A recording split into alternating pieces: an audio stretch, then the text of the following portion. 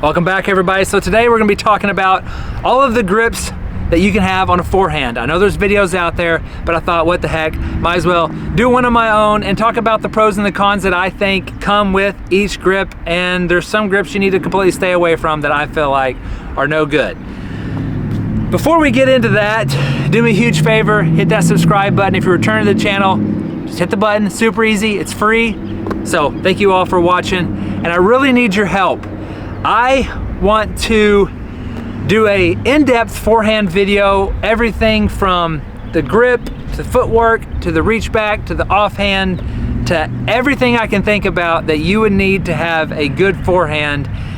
And I don't know whether to do a 30-minute video or break it down into like a little series on how to throw a forehand series. You know, episode 1, we can start with your, if you want to generate more spin, to the grip, everything. So I need your help.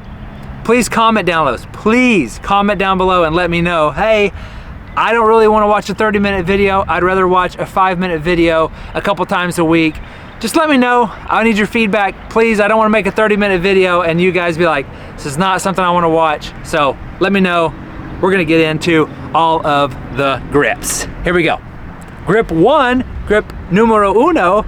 Since this is grip 1, we will talk about the single finger Andrew Marweed forehand grip. Okay, so future me, real quickly, I forgot a vital piece of information on the forehand grip. And when I was editing the video, I was like, how did I forget that? So I do not like doing this, but the weather tomorrow is gonna be awful and I gotta throw this in just like this. There's a couple key points of information that we're gonna talk about in the video. One is the placement of your fingertips and the pressure that you are exerting on specific parts of the disc. The next is the one I forgot about, and that is how the disc is seated in your hand. You want that disc literally right here where this wedge is at. A lot of people say make a gun, set that disc in that wedge there as deep as you can. Get a good firm grip. Pinch your finger down, pinch your other fingers on the bottom. Just get a good firm grip, like you're not taking that out, that's in there. It's nice and good. So just wanted to show you that. Do not be afraid to set it down. You do not want space in between the disc and the webbing of your hand. You do not want that.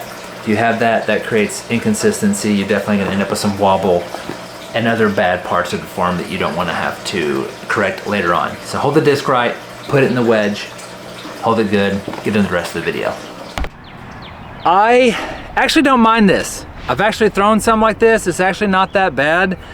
I know Andrew Marweed uses it and other people use it. I just don't know of any of them off the top of my head that use it, but it's actually not horrible. It actually feels pretty comfortable, and I think grip a lot of times gets overlooked, especially in forehands.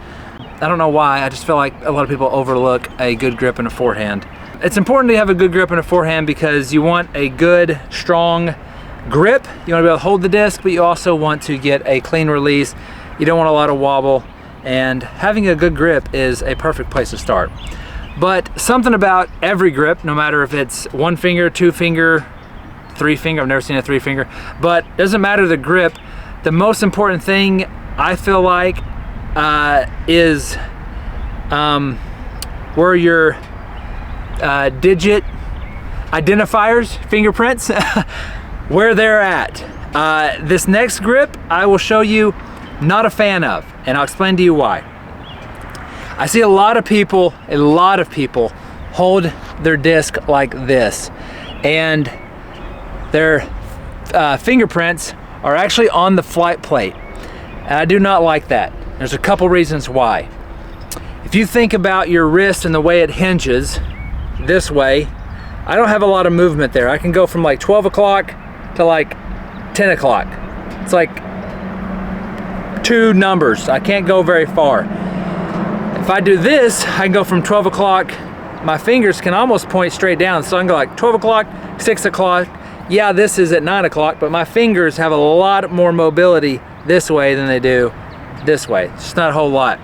And so if you're holding the disc like this, your fingers are actually pointing, your fingernails are pointing at the ground.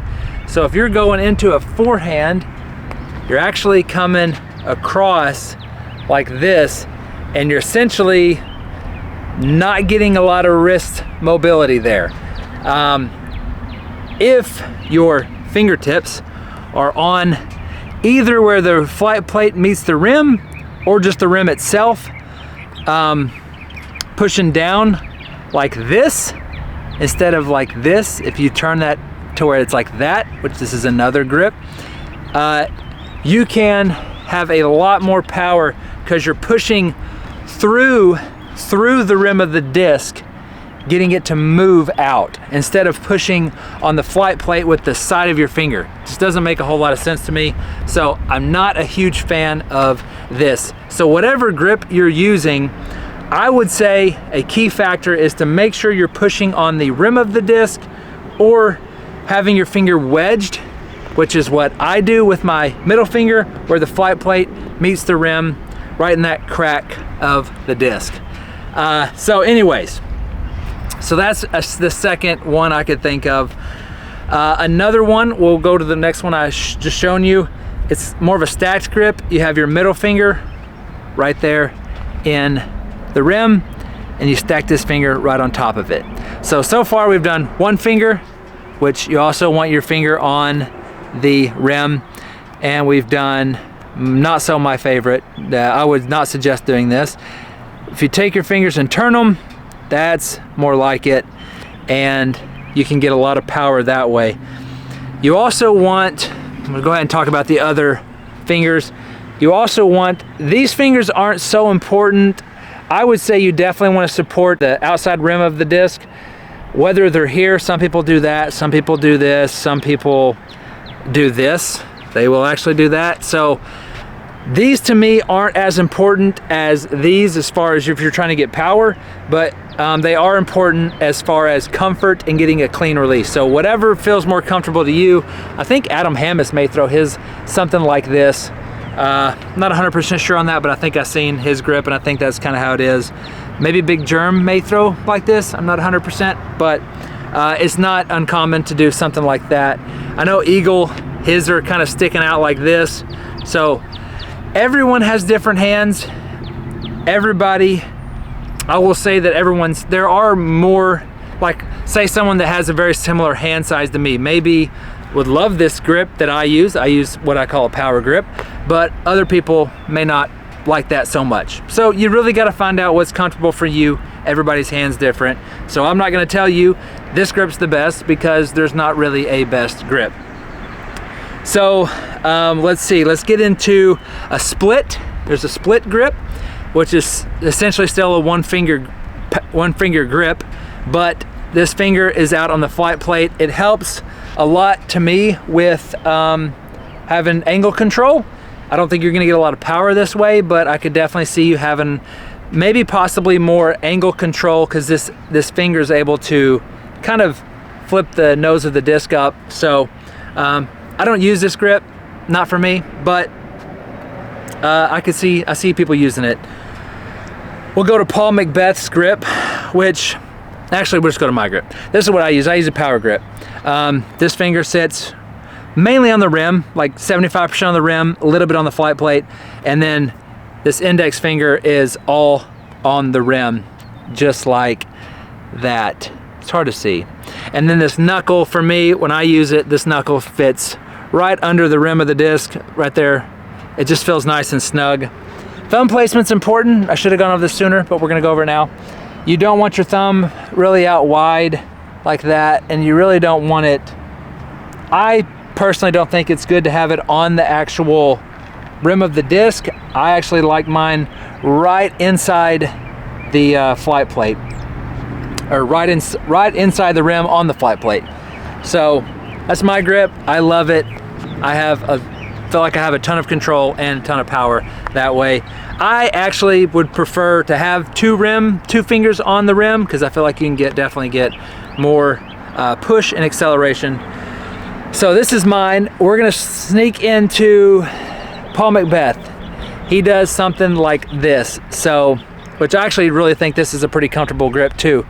You have your index finger is slid right underneath your middle finger. Instead of being up like this, it just slides down just like that.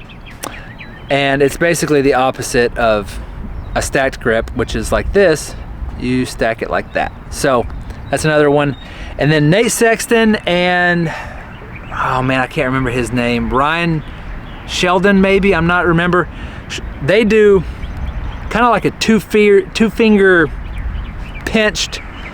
It's not quite like Paul's. Paul's fingers are more straight. They're kind of curled up like this. I can't quite do it right.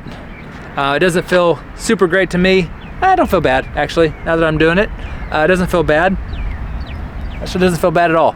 But changed my mind on that one pretty quick. Actually feels pretty good.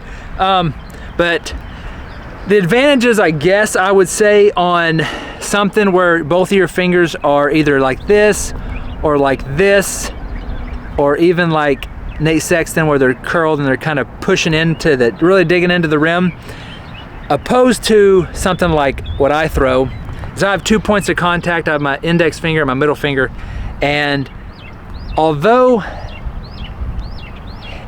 this finger, it leaves this finger and then it leaves this finger, but this finger to me is the most important one. everybody agrees this is an important finger. No, so this finger to me is most important because it's the last point of contact on the disc, and it's technically, to me, probably the strongest finger I got. And so I want it leaving the disc last. And so that's all the grips that I can personally think of. I think I hit all the points I want to hit. And that's it for the video. I want to thank you guys for watching. Hope this helps you guys out. Until I catch you in the next one, go in peace and be blessed.